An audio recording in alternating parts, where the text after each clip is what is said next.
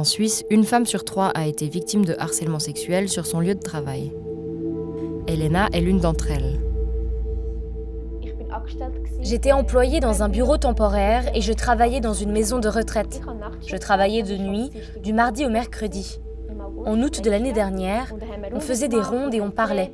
Et comme d'habitude, je prenais ma pause à 2h du matin. J'avais 20 ans, il en avait 57. Il m'a dit « J'ai quelque chose à te montrer ». Quand il est monté, il m'a montré une vidéo de lui en train de faire l'amour avec quelqu'un. Elle a duré 37 minutes. 37 minutes. Pendant ce temps, il n'a pas arrêté de me toucher, de m'embrasser. Je me suis sentie mal à l'aise tout le temps et je lui ai dit « S'il te plaît, ne me fais pas de mal ». Je n'ai rien fait. Pourquoi ? J'étais seule avec lui, il était plus grand que moi. Sa main est aussi grande que mon visage. S'il me donnait un coup de poing ou me frappait, je m'évanouirais. Personne ne le remarquerait. Il était 2h du matin. Pourquoi n'ai-je pas crié ? Je travaillais dans une maison de retraite, de nuit. Je pleurais et lui disais toujours « S'il te plaît, ne me fais pas de mal ». Pour qu'il s'arrête, pour que ce soit enfin le matin et que je puisse rentrer chez moi. C'était ça mon souhait.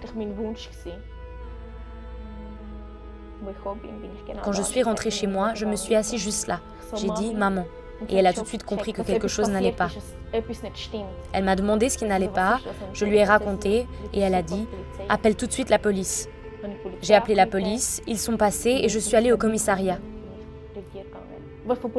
Quand je suis rentrée de là-bas, j'ai appelé la patronne de l'agence d'intérim qui m'avait employée.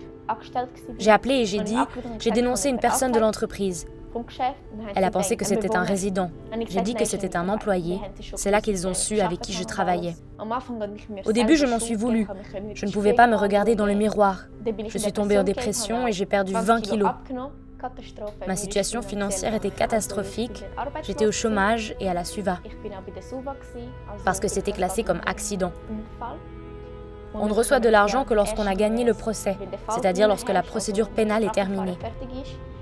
J'ai vécu 7 mois à la maison sans revenus et sans rien. Et quand l'argent est arrivé, j'ai dû tout payer. L'homme a été reconnu coupable environ 8 mois plus tard. L'infirmier en question ne travaille plus pour CTMS. Le fait qu'il a été condamné m'a beaucoup aidée. J'étais tellement heureuse. Heureusement que quelqu'un m'a cru. Je travaille toujours dans les soins, mais je fais des soins à domicile. J'adore travailler avec les personnes âgées, mais pour l'instant, c'est encore trop frais pour que je puisse retourner dans une maison de retraite. J'ai peur de travailler avec des hommes et des hommes âgés qui exercent une position de pouvoir. Maintenant, je peux en parler et c'est le plus important et je ne me reproche plus rien.